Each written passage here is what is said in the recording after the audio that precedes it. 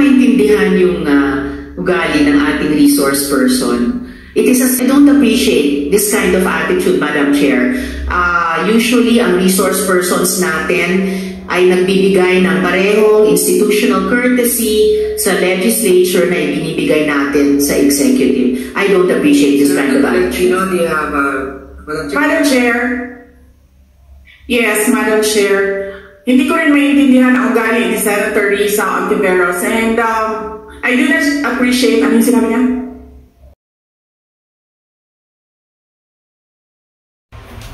Salamat po, Chair, at magandang hapon po sa lahat, mga kasama ko sa Senado at yung OVP family. Dalawang tanong lang po, Chair, para ngayong araw. Una po, I note that a huge chunk of the OVP's 2025 operations budget, 1.909 billion pesos, will be used for the delivery of socio-economic programs such as one medical and burial assistance program. This supplements other healthcare programs of the government to assist indigent individuals and families. For 2025, 771.445 million will be allocated for the program.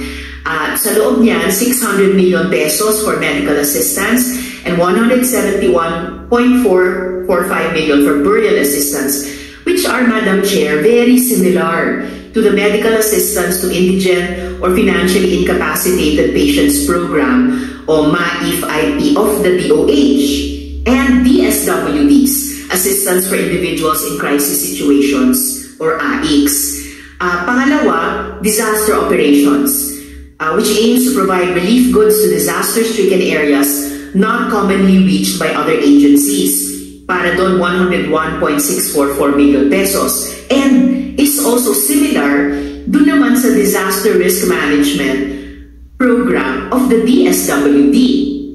Third, relief for individuals in crisis and emergencies, or providing food boxes or food items to families who are ineligible for OVP's other services, so 50 million pesos, which is also similar to DSWD's AICS. And last, Magnegosyo Taday, livelihood assistance for those with entrepreneurial skills, 150 million pesos, which is also similar to DOLE's naman, Integrated Livelihood Program o DLIP. So, ang tanong ko po dito, Madam Chair, anong nag-lead sa OVP na mag-consider na i-launch yung ganitong programs? May ginawa bang studies para suportahan yung pagkakaroon ng ganitong programs na parallel naman sa katulad at existing programs ng iba't iba nating line agencies, Madam Chair? Yes, Madam Chair. Thank you. Noong ako po ay nangampanya, tatlo lang po yung sinabi ko na plataforma. Una po, trabaho. Pangalawa po, edukasyon. At tatlo, mapayapang pamumuhay para sa ating mga mamamayan. Nung pumasok po kami sa Office of the Vice President, tinignan po namin ang mga pinakamaraming requests ng ating mga kababayan. Una-una po, ang lagi po namin natatanggap na request ay medical and burial assistance. Pangalawa po ay financial assistance. Pangatlo, lagi silang humingi ng tulong sa pagkain. At pang-apat, very recently, sa tali ng mga requests? No. Yes, sa tali ng mga requests is yung educational assistance na sinasabi ng mga kababayan natin. Sinasabi namin lagi sa kanila, libre naman yung public schools. Ngayon ay libre na rin yung higher educational institutions, pero sinasabi nila nahihirapan kasi sila sa plete, nahihirapan sila sa pabaon ng mga bata at sa pagkain ng mga bata. Kaya meron kaming bago, ito yung educational assistance. At ang panghuli naman, lagi namin tatanggap na request galing sa ating mga kababayan ay kapag sila ay naging biktima ng disaster, whether man-made or natural disasters. So sila po ay lumalapit sa Office of the Vice President. Totoo po, merong mga ibang local government units at ibang national government agencies na ganito po ang kanilang programa. Pero po, nung ako ay umupo as a Vice President, I took an oath, and doon sa oath, I said that I will do justice to every man. So hindi po kami pwedeng humindi sa mga tao na humihingi ng tulong, lalong-lalo na ay kapante ng gobyerno ang Office of the Vice President. Salamat, VP, Madam Chair. Sabi nga ng VP, Madam Chair, libre na yung public school, libre na rin yung higher education, bagamat dinote nila na sinasabi ng mga nagre-request na nahihirapan pa rin sila sa ilang mga programs na nakalodge sa ilalim ng libreng edukasyon na iyan. Kaya nga, kinonsider nila mag-launch ng ganitong mga katulad na programs. Iko-consider ba ng VP na i-lodge na lang yung mga budgets nitong mga programa doon na lang sa mga line agencies natin, tapos mag-request na lang ang OVP ng allocation para in sync sa priorities ng executive department sa halip na magkaroon pa ng hiwalay pero magkatulad naman ng programa, Madam Chair? Madam Chair, we only submit the budget and we leave it to the discretion of all the members of Congress to decide on the budget. We can only propose a budget for the Office of the Vice President. Pero magbibigay po ako ng halimbawa kung ganun po ang gagawin natin. Tulad po ng AIX ng DSWD. Kapag meron po kaming nire-refer o binibigyan ng endorsement ng AIX sa DSWD, kadalasan po nasagot sa amin ay hindi pwede dahil galing yan sa Office of the Vice President at kalaban yan. Minsan po, totoo yan na pupolitika ang assistance para sa ating mga kababayan. Kaya po, uulitin ko, ang mga tao naman kasi hindi sila tumitingin sa politika. Tumitingin lang sila na itong opisina na ito ay opisina ng gobyerno at pwede kaming humingi ng tulong doon. And so I go back to the oath that I shall do justice to every man, at kaya po kami nandito at kaya po kami merong mga ganito na mga projects sa Office of the Vice President. Salamat, VP, Madam Chair. Really welcome ko yung sinabi nila na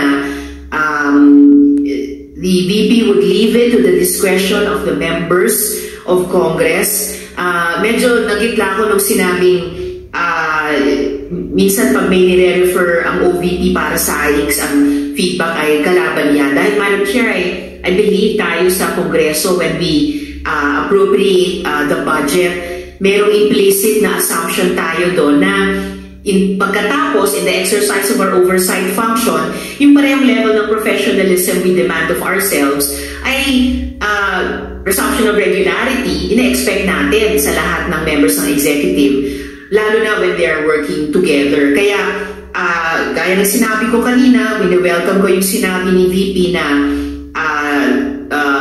they would leave it to the discretion of the members of Congress, and tayo naman ay hindi tayo bibitaw sa mahigpit nating pag-ensure na these programs be implemented by the appropriate agencies o kahit in collaboration with each other na naaayon talaga sa tamang standards above partisan politics. And therefore, at the proper time, Madam Chair, gagawa ako ng proper motion para i-lodge yung budgets ng mga programang ito sa line agencies na may klarong opportunity for OVP na mag-request for allocation as for other offices in the executive. Yung huling tanong ko sa ngayon, Madam Chair, for 2025, one of the OVP's programs, Pagbabago Campaign, 1 Million Learners Entries, involves the provision of bags to 1 million learners in remote communities while initiating tree planting activities. This gets an appropriation of 100 million pesos. Part of this campaign is an allocation of 10 million pesos for the distribution of Isang Kaibigan books, a children's book authored by the VP. Pwede po bang sabihin ni VP sa atin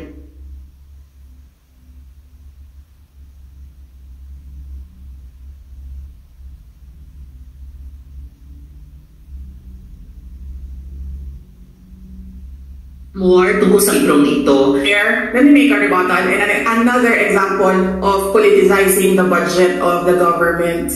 Ito pong sinabi ni Senator Risa Ontiveros na at the proper time should make a motion to launch the budget, the requested budget of the OVP to the other agencies. Let me just quote Senator Risa during the Akbayan Congress. Alam ko po na ang daming kalat ni Duterte na hirap tayong linisin. Ang kadiliman noong panahon niya ay talaga namang nanuot sa ating lipunan para mansa na napakahirap tanggalin. At habang ang anak niya ay may kapangyarihan pa, hindi magiging madali ang ating laban. While VP Sara is in power, the threat of a full-blown Duterte comeback is still a very real and present danger. For one, they are supported by one major superpower, China. So that is an example of politicizing the budget of the government. May we request, Madam Chair, that Senator Risa Ontiveros repeat the last question. I will certainly, if you request, Madam Chair, repeat my question dahil walang kinalaman sa kasasabi lang ng VP ngayon. Alam nating lahat na miyembro ng iba't ibang partido, yung speeches natin sa ating mga kamiyembro sa mga party congresses ay hiwalay na event dito sa budget debates. So, I really take exception dun sa sinabi ni VP na rebuttal iyan dahil halimbawa ito sa politicizing. In fact, wala akong tinanong tungkol sa China o kahit sino pa mang ibang bansa dito sa budget hearing na to. I am asking about yung national budget na ipapasa natin sa Kongreso para sa bansang Pilipinas sa taong 2025. At ang pangalawang at huling tanong ko sa ngayon, before I make at the proper time propose an amendment which may or may not be accepted by the chair and by the colleagues para na mas i-align ang mga kaperahan natin, lalo na't masikip ang fiscal space natin dun sa mga appropriate programs sa appropriate agencies na malaya-malaya ang OVP makipag-partner sa kanila tulad ng sino pang opisina sa executive. Ang tanong ko po ay ilang mga libro ng isang kaibigan ay bibilihin at i-distribute at ano, if the VP could tell us more about the contents ng librong ito. Madam Chair. Madam Chair, the book is not for sale. We only pay for the publication of the book. And we will send Senator Ontiveros a copy so that she will know what is the content of the book. Oh, this question is not only for me, Madam Chair, para rin para sa mga kasama dito sa budget hearing. Baka ilang araw pa bago mapadala at mabasa ko, which I certainly will. But I am asking a question bilang isang mambabatas sa head of agency ng isang opisina sa executive dito sa budget hearing na to. Simpleng tanong, tell us more about the book, isang kaibigan, at ilang kopya nito ang bibilihin ng gobyerno sa halagang 10 milyong piso at i-distribute sa kasama ng mga bags sa 1 million learners sa remote communities, Madam Chair.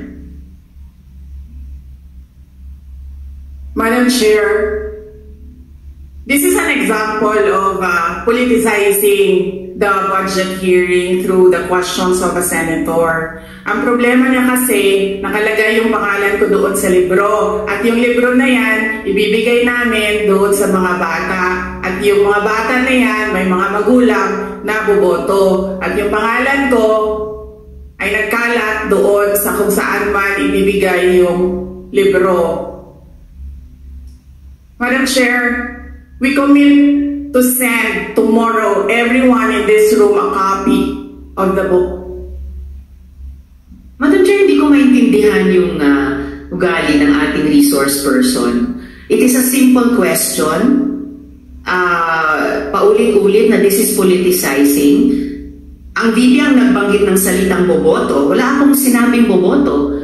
I'm simply asking, hindi ko ma-imagine we're making so much trouble, so much fuss about a 10 million peso item na itinatanong ko lang simple, what is the book about? at ilang kopya ang bibilihin ng gobyerno sa halagang 10 milyong piso at i-distribute. I don't appreciate this kind of attitude, Madam Chair.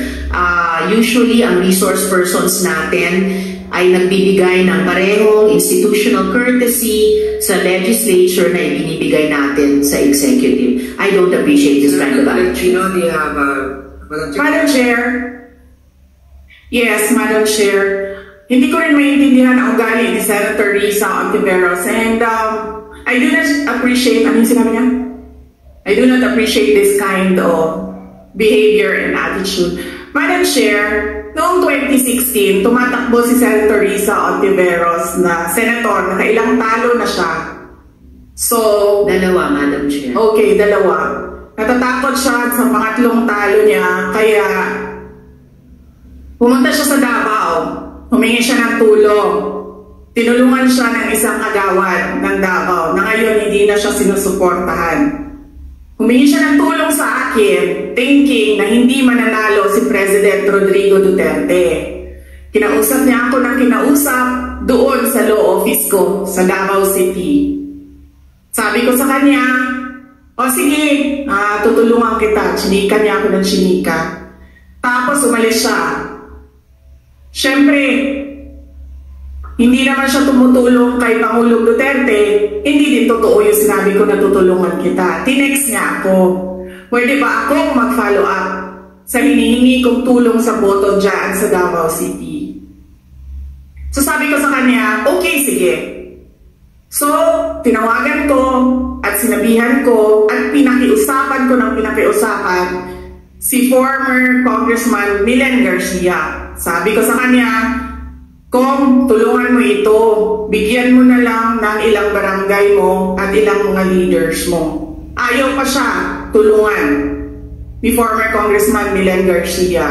Pinakiusapan ko ulit, Kung, please tulungan mo na lang. Nanalo na siya, at nung nanalo siya, anong ginawa niya? Siya pinakaunang umatake kay President Rodrigo Duterte. Anong tawag sa ugaling ganito? With due respect to our resource persons and also our colleagues, I think this doesn't really, I understand there's history among all of us here, but I think that we should really stick to the budget, and I think this is just being very objective. I would like to ask also, since we're going to be furnished a copy tomorrow, we can look at it and evaluate what the content of the book is. But maybe just a general, we won't ask line by line, ano ba yung libro na yan? But tell me, is it for good manners and right conduct? That's fine. Is it science? Is it history? So maybe just a general one, so we can just answer it. Because I understand that every office will have its own advocacy and initiative. So, but then, I don't think it's also wrong for us to be curious what it is about. So just a general one. Any of the undersecretaries can tell me what the topic of the book is. Is it history? Is it, what is it?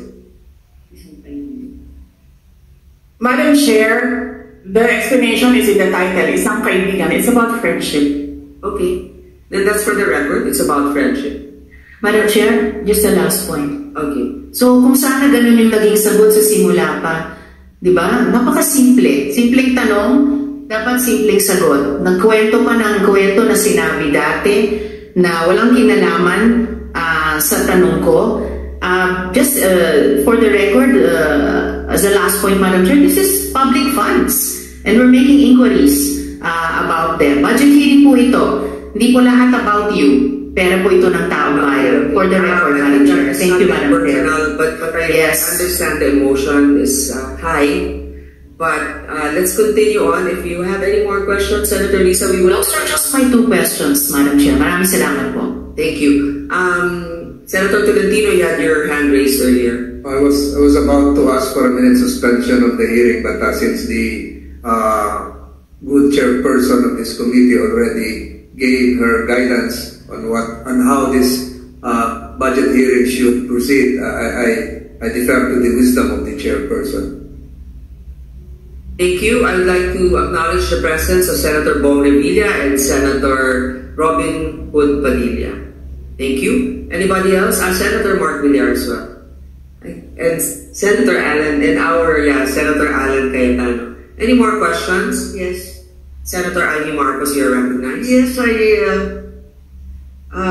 samantalang nasimulan na ang pagtatanong tungkol sa budget, nais kong bigyan ng pagkakataon ang pangalawang Pangulo na sumagot sa mga pumupuna sa kanya at laging binabanggit ng mga COA report ng 2022-2023 na mababa daw ang implementasyon at kulang daw ang Internal Controls Act guidelines.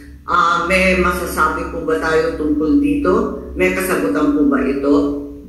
Madam Chair, yes, we call on Attorney Rosaline Sanchez to answer the question. Good afternoon, Madam Chair. On the first question on the low implementation of some of the programs, Your Honor, some of the programs were just started to be implemented by the office in 2023. So we are still in the process of fine-tuning the details of the program and obtaining the requirements from the applicants of the programs. Specifically on the Magnegosyo Taday project, we have seen that some of our target beneficiaries have difficulty in complying with the requirements, and we are closely working with the Commission on Audit to streamline the process for the application of the program. And on the controls, on the matter of controls, Madam Chair, we would like to know that we have not received, we would like to know that audit findings are still not yet final, and we are again working closely with COA to improve our processes and address the issues that they have raised during the audit, Madam Chair.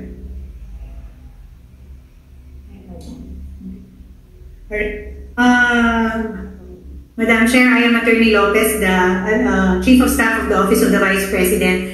As regards the first question on the matter of the low implementation rate of the Office of the Vice President, for the past 2 years, Your Honor, for year 2022 and 2023, as we have presented early on, the Office of the Vice President has a 92% utilization rate actually, but it is as of now, as of June, July, the rate is stands at 40%, primarily because most of our programs are rolled out towards the second semester. Particularly, for example, the pagbabago ba in time for the opening of the school year, and also the launch of our Pansara program, which we will also be launching upon school opening. So this is a big bulk of the budget of the Office of the Vice President. Hence, there is a low utilization rate, but at the end of the year, all of this, Madam Chair, as we have, as records will bear out, it will be around the 90 to 92% utilization rate. Yes, congratulations. So that therefore, those who say that the same observations have been made by COA for the past 2 years are inaccurate and unaware of the actions already taken by the OVP. Is that correct? Ma'am, the matter of the low, it is correct as regards the matter of the first semester, because we really do have a low utilization rate even for the past years as regards the first semester. But towards the observation from COA is regards to the inadequate guidelines processes and the lack of internal control. Yun ang naulit ng 2 taon. Na isaayos na ba yan? Kasi nabanggit ni Attorney na kausap na rin yung COA at ginagawa na ng guidelines na sapat. That is correct, Your Honor. We are working continuously with the team from the Commission on Audit to improve and streamline our processes and guidelines. Nakakatuwa yung budget ninyo, nautangan pa kayo ng check. Nabayaran na ba kayo ng 18 million na utang?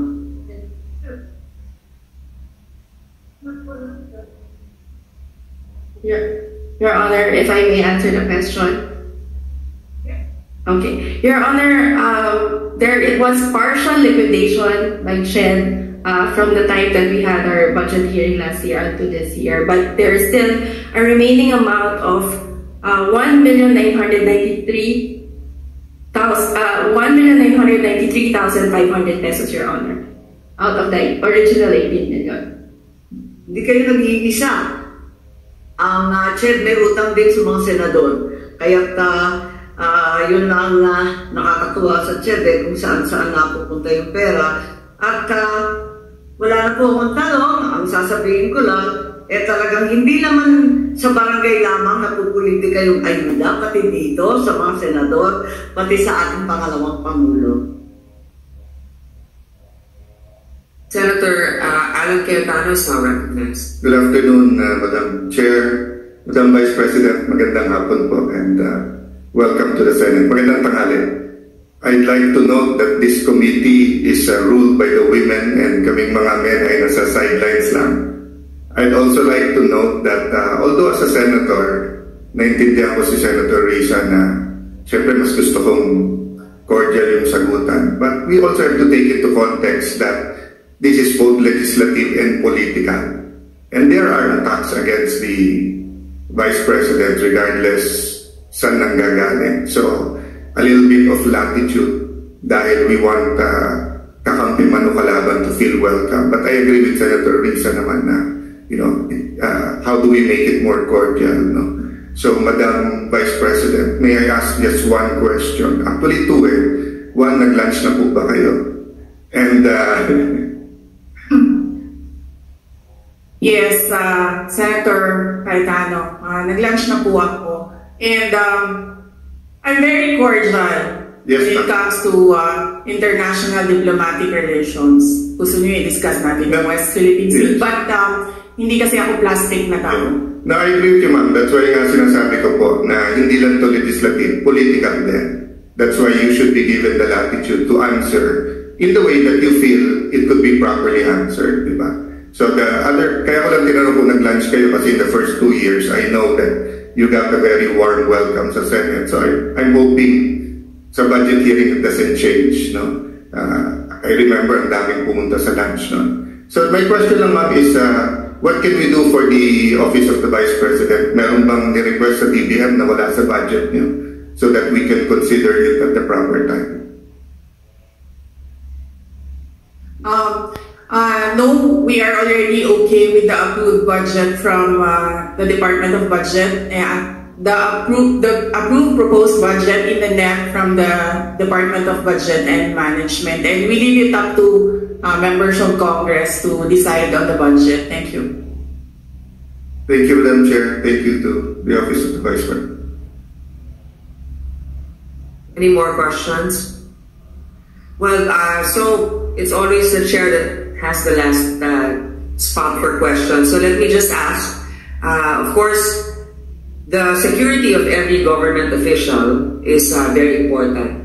And recently, it was discussed that a number of security personnel was taken out from the Office of the Vice President. I think, if I'm not mistaken, totally, the PNP said they recalled 373 personnel across all agencies. So I'd like to know, baka naman wala nang natirang security sa OVP, hindi naman, ano na bang status? Ilan ang tinanggal na security?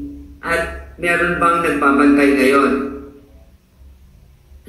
Madam Chair, may I be allowed to give a very long answer about the security? Sure, as long as it answers the question. Sige, ma'am. Opo.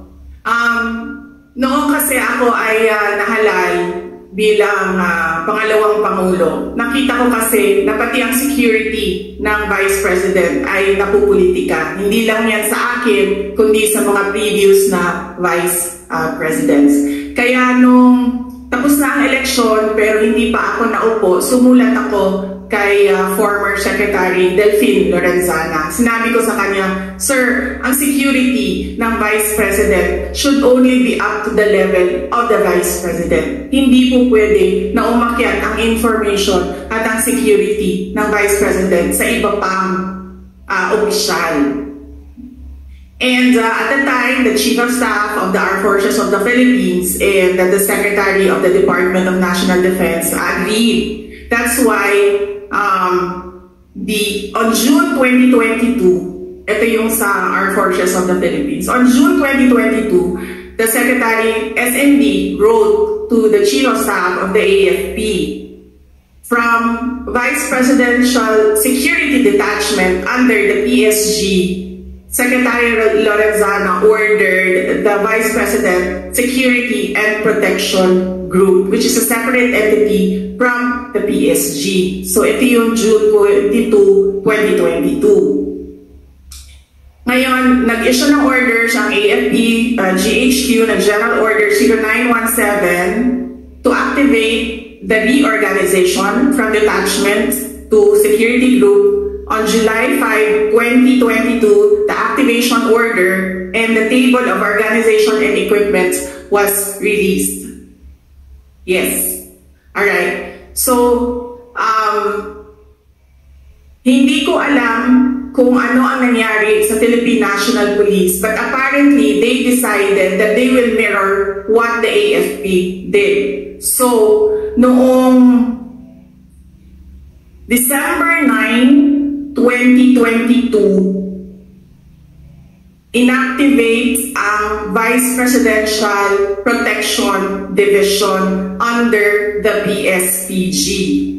Ito under ng NHQ General Order OPL 22-22 and NAPOLCOM Resolution 2022-0675. Kaya po mali yung sinasabi ng lahat. Hindi lang ako nagsasalita. Ngayon lang ako nabigyan ng opportunity na magsalita.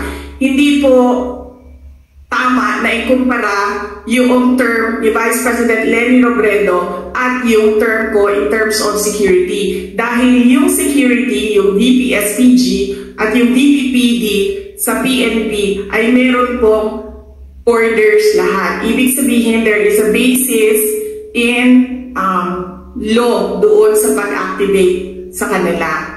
Ngayon,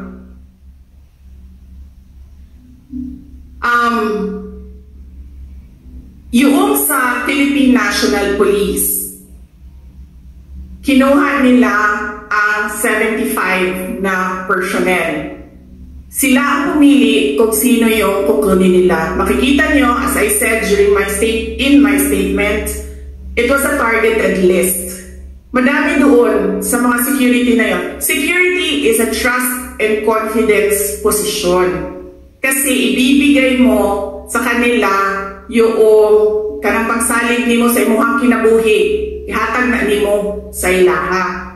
Ngayon, nakalagay doon sa listahan, kasama ko since 2007 when I was Vice Mayor, kasama ko since 2010 when I was Mayor, and madami doon kasama ko from 2016 during the term for 6 years of President Rodrigo Duterte. Makikita niyo yon sa listahan kung isa-isahin natin. So it was a targeted list. It was a political move. It was political harassment. Ngayon, nag-iwan sila ng 38. 38 na hindi namin kilala. 38 na sila ang nagsabi kung sino ang maiwan. Sinulatan namin sila.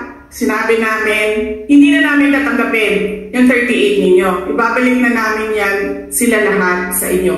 So there are no more PNP personnel in the Office of the Vice President. Ang naiwan na lang ay yung mga nasa VP SPG under the Armed Forces of the Philippines. Wala pong ginagastos ang OVP sa sweldo nito nila lahat dahil hindi po sila hinahire. Personnel na po sila ng ating AFP na dinidetail papunta sa Office of the Vice President. So, to answer your question, Madam Chair, meron pong security and all of them under AFP because we refused the personnel na sinabi,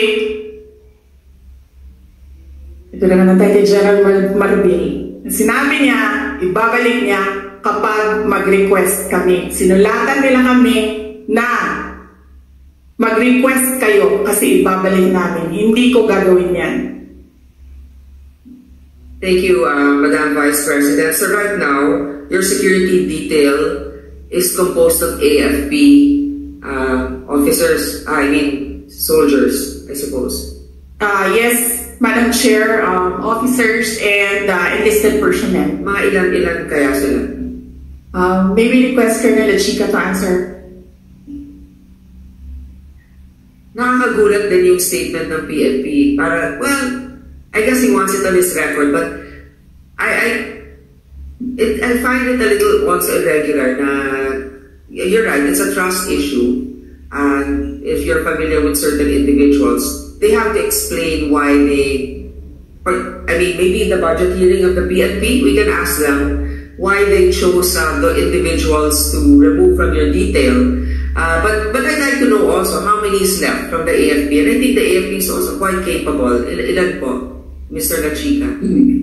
Madam Chair, I think I cannot disclose the number, but I have here our activation order and our table of organization. Well, why can't you not disclose the number? For security reasons, ma'am. Well, okay. I will. Madam Chair, yes. sabihin mo na, sir. From our table of organization, ma'am, and equipment, we are authorized to have 364 personnel coming from the different major service of the AP. But for our actual number, as of now, 337 po, ma'am. And this is under the AFP. And this doesn't come from the budget of the OVP? Or Yes, Madam Chair. Okay. Thank you very much. That's all. Any more questions? Senator Bato de la Rosa is recognized. Ma'am, I just would like to inform this committee that during our last hearing with my Committee on Public Order and Dangerous Drugs, that issue was raised. And I told the Chief PNP, General Marvel, na hindi na nire-request ng Office of the Vice President na ibalik yung tinanggal niya ng mga pulis.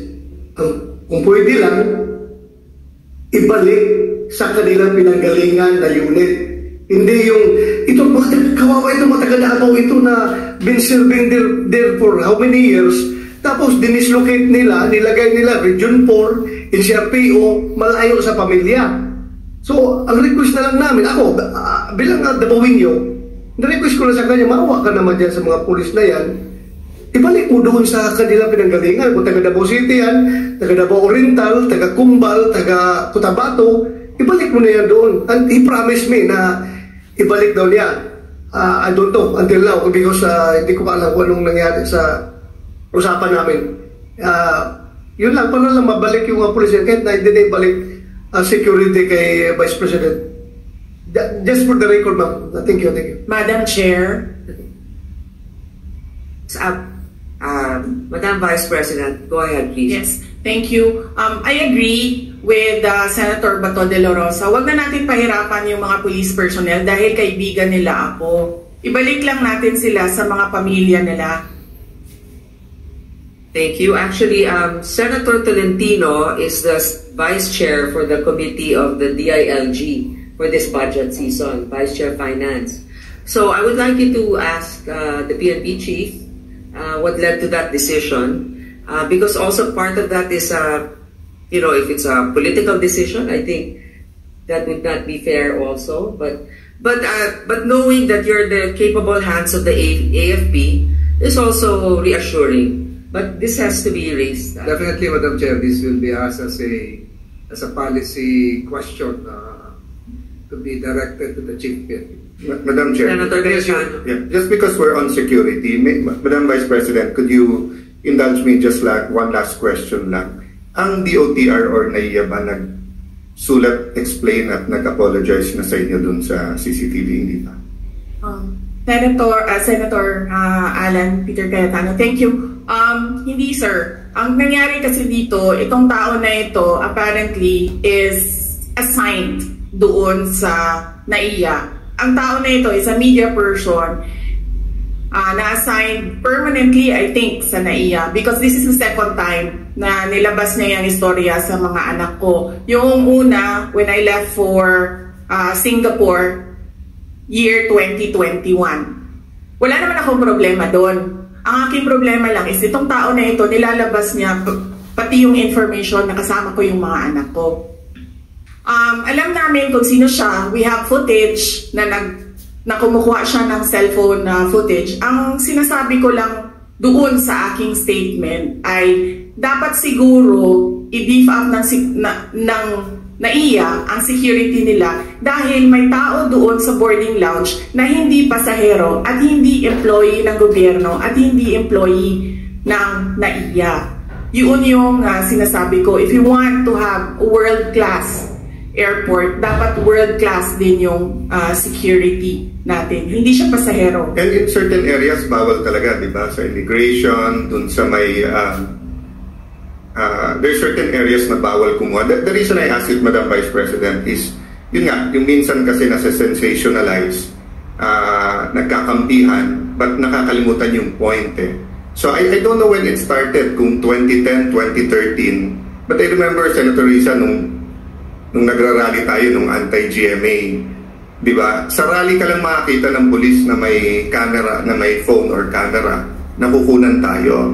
But ngayon actually, pag landing mo sa airport, if you take a car or a chopper, parang SOP na ng police, nakunan ng picture. Minsan tinesting ko sila, sabi ko, selfie na lang, sama kayo. Hindi. So I don't know, given the situation na nangyari sa inyo na pati pamilya, as you said, no? Like ako, sanay naman ako kunan ng picture whether they love me or hate me. That's why they want to get a picture. Minsan, pinapalitan yung lumabas doon sa 10,000 doon sa Rockwell, actually pinalitan nila yung audio, so, lumabas pa sa TV, baliktad, sumisigaw na idol ko si Alan, pinalitan nila na minumura ako, then yun yung lumabas. But the point is, just like the Vice President, what if you're with your kids, what if you're with your pamangkins, what if may nakipicture lang sa'yo, what if may kasabay ka lang sa aeroplano, sa fast craft or sa ano. So, hindi ba, I don't know, Senator Bato, ikaw lang ang highest ranking PNP dito. Bakit ba may ganun? I mean, hindi ba sufficiente naman? I didn't intend to ask you, baka I asked this but para I intend to answer. Yeah. But I intend to answer. No, kasi my point of view naman is, if it's for the record, unang-una, pag sumakay ka ng helicopter or ng aeroplano, dapat talaga may manifest yun. Pag landing mo, nandun yung police, eyewitness ka naman, dapat isulat yun. So if factually, pumunta yung Vice President sa aeroplano, sumakay sa papuntang Davao, factually naman pwede mo isulat eh. Hindi mo naman kailangan ng project nga. Ang daming ghost, ayaw po na ng COA at saka ng DPWH ng cellphone, nawawala yung project eh. Pero tao sa atin, yung security, parang medyo, yun nga, I find the problem, baka we should really look into that. I would like to also give my experience on that. What I noticed is, for example, we're a guest in a certain event or in a province.